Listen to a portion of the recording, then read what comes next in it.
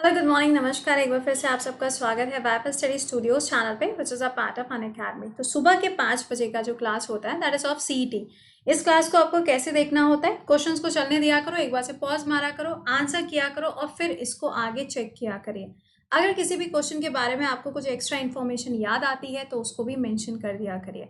ये तो क्लास है आपकी सुबह 5 बजे की। सुबह 7 बजे का जो क्लास होता है that is main current affair का क्लास रहता है, उसे मिस मत किया करिए। आप लोगों से बहुत दिनों से कह रहे हैं कि एक आदत बना लीजिए सुबह 7 बजे के क्लास को ऑन टाइम देखने की, क्योंकि अगर आप अभी से ये काम नहीं करोगे तो बाद में तो फिर बहुत दिक्कत हो जाएगी। ठीक है, चलिए अच्छा तो शुरुआत करेंगे यहाँ पे सवालों की। एक बार से सेशन को लाइक और शेयर मार दीजिएगा। पहला क्वेश्चन आपके सामने आता हुआ, क्वेश्चन को पॉज करना, आंसर करिएगा। बताइए यहाँ पर ये डैम आपको केरला में कौन से डिस्ट्रिक्ट में देखने को मिलता है? तो इजी क्वेश्चन है, आंसर क्या हो जाएगा? पलक्कड़। देखो पहली चीज तो ये पूछा जा सकता है कि ये कौन सी वाली रिवर पे है ना, तो हम डायरेक्टली पेरियार रिवर ही मार्क करेंगे। क्यों? वो इसलिए मैं आपको बोल रही हूँ क्योंकि ऑप्शन में आपको पेरियार ही दिया जाता है, क्योंकि केरला की जो लाइफलाइन है वो कौन सी है? पेरियार रिवर है। पेरियार रिवर के ऊपर ही आपको मुला पेरियार डैम देखने को मिलता है। और ये जो डैम है, ये डैम क्या है? डिस्प्यूटेड है। किसके किसके बीच में? केरला और तमिलनाडु के बीच में। इदुक्की डैम ये भी अगर आप देखोगे ना तो कहाँ है? केरला के अंदर ही लोकेटेड है।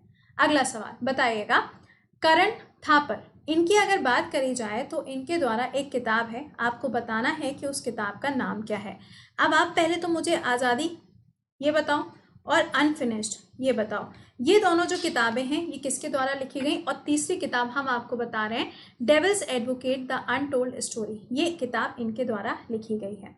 अगले सवाल पे आते हैं, द एंजाइम लाइपेज जो होता है हमारी बॉडी के कौन से हिस्से में ये पाया जाता है? इसका आंसर क्या हो जाएगा? पेंक्रियाज में आपको इसकी लोकेशन देखने को मिलती है। अगला सवाल, which of the following was the India's defence minister during 1971? 1971 में जब इंडिया पाकिस्तान वॉर हुआ था उस टाइम पे इंडिया के डिफेंस मिनिस्टर कौन थे? अभी कौन है? राजनाथ सिंह जी हैं।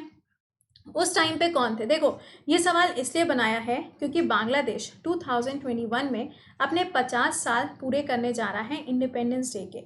तो आपको ये पता होना चाहिए कि जो बांग्लादेश है पहले उसको ईस्ट पाकिस्तान के नाम से जाना जाता था। तो उस टाइम पे कौन थे? जगजीवन राम जी डिफेंस मिनिस्टर थे। अगला सवाल, who among the following coined the term battery, ये शब्द किसके द्वारा दिया गया है? इसका आंसर हो जाएगा फ्रैंकलिन के द्वारा ये शब्द दिया गया है।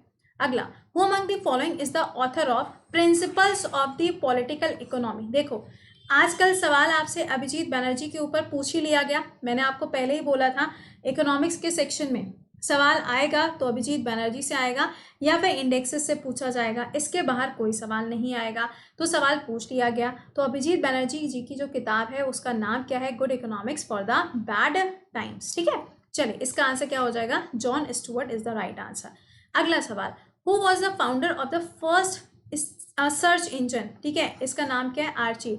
आर्चीज नहीं है, आर्की है या फिर आर्ची, दोनों में से जो भी आप प्रोनाउंस करना चाहो इसको प्रोनाउंस कर सकते हो। इसका आंसर क्या होगा?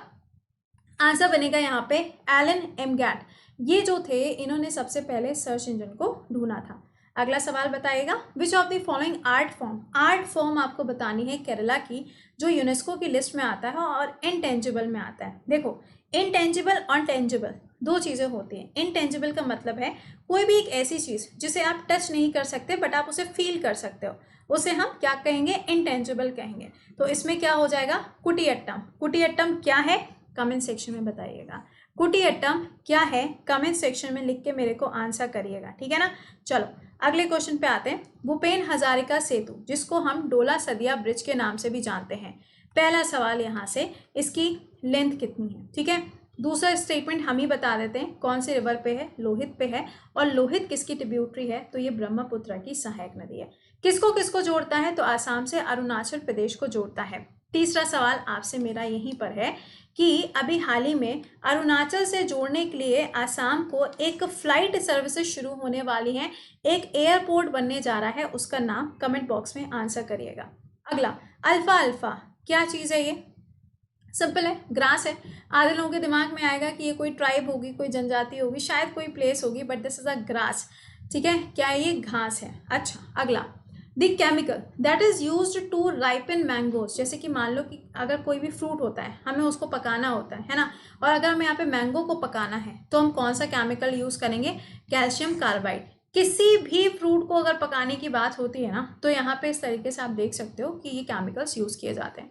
अगला, the term smasher is associated with which sports, smasher शब्द का इस्तेमाल कौन से खेल में होता है, तो ये वॉलीबॉल में यूज किया जाता है। अगला, longest railway line, longest railway line, यहाँ से अच्छा एक चीज, लॉन्गेस्ट प्लेटफॉर्म पूछा अगर जाएगा तो प्लेटफॉर्म क्या हो जाएगा, वो आपका रहेगा हुबली वाला, कर्नाटका वाला जो बन रहा है लॉन्गेस्ट बनेगा। इसका आंसर क्या होगा, मॉस्को से व्लादिवोस्टॉक इन रशिया। नेक्स्ट देखिए, गोइटर, ये किसकी कमी से होता है, ये तो इजी है, सबसे आसान सवाल, क्या होगा इसका आंसर, आयोडीन बनेगा। नेक्स्ट बताओ, स्पीकर ऑफ द लोकसभा जो होते हैं, इनको अगर हटाना है ना, इनके ऑफिस से अगर इनको हटाना है तो कौन हटाएगा, तो ऑब्वियस सी बात है जिसने चुना है वही हटाएगा। तो लोकसभा के जो मेंबर्स होते हैं वही लोग इनको इनके पद से हटाते हैं। सवाल आपके लिए है, स्पीकर इंडिया के कॉन्स्टिट्यूशन के हिसाब से कौन से अनुच्छेद, कौन से आर्टिकल में दिया है, कमेंट बॉक्स में आंसर करिएगा। जितने सवाल हम आपसे पूछते हैं ये आपके प्रॉफिट के लिए हम आपसे पूछते हैं, मुझे बताने में कुछ नहीं है, सारी चीज़ें हम आपको बता सकते हैं, लेकिन यार एक चीज़ समझा करो, एक चीज़ मैंने आपको एक बार बताई, दो बार बताई, तीसरी बार आप मुझे बताओगे तो वो रिविजन यहाँ पर होता है, ठीक है।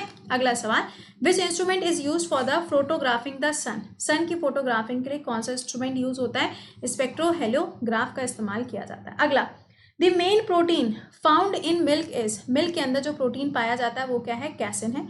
अगला, the most abundant element in the earth atmosphere, earth के एटमॉस्फेयर में इसमें से कौन सा एलिमेंट सबसे ज्यादा मात्रा में पाया जाता है, दैट इज नाइट्रोजन, ठीक है। नेक्स्ट क्या है, the first Indian to be elected as a member of the British House of the Commons, British House of the Commons के अंदर सबसे पहले किसको अपॉइंट किया गया था, तो दादा भाई नौरोजी हो जाएंगे, इजी क्वेश्चन था ये भी। अगला, कौन सी ऐसी विंड है जो फ्लो करती है रॉकी डेजर्ट्स में, रॉकी डेजर्ट्स जो होते हैं वहां पे कौन सी विंड आपको मिलेगी, तो यारडांग नाम की जो विंड्स होती हैं ये एक ही डायरेक्शन में ट्रैवल करती है, इसको आपको ध्यान रखना, ठीक है। जैसे सिरोकू होती है ना, या फिर मान लो आपकी ये क्या नाम है, जो आपका सहारा मरुस्थल है, वहां से जब ये हवाएं उठ के ऊपर की तरफ जाती हैं तो आपको रेड ब्लड रेनफॉल देखने को भी मिलती है, ठीक है। चलिए, फिलहाल हम लोगों ने 20 क्वेश्चन ये डिस्कस किए। भाई 7 बजे का क्लास मिस मत करना, फिर से बोल रहे हैं, उसमें फेस्टिवल के साथ में, करंट अफेयर्स के साथ में एसएससी के जो क्वेश्चंस आ रहे हैं वो डिस्कस हो रहे हैं। और ये जो आपके पेड बैच है यूपीएससी का, इसके प्राइस अभी इतना है, कब, ये कोड यूज करने के बाद, प्रति 10 कोड यूज करने के बाद।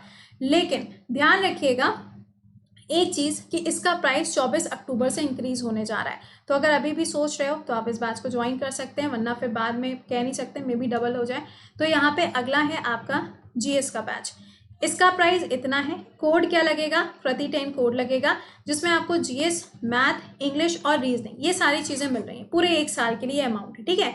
बस ये ध्यान रखिएगा कि इसका प्राइस कभी भी बढ़ सकता है, तो अगर आप रेलवे, एसएससी या फिर यूपीएसआई, दिल्ली पुलिस किसी भी एग्जाम के लिए प्रिपेयर कर रहे हो तो you can go this batch, ठीक है, गो विद दिस बैच। चलो अच्छा, मिलते हैं फिर आप लोगों से 7 बजे के सेशन में। टिल देन खुश रहिए, मुस्कुराते रहिए, bye bye and take care.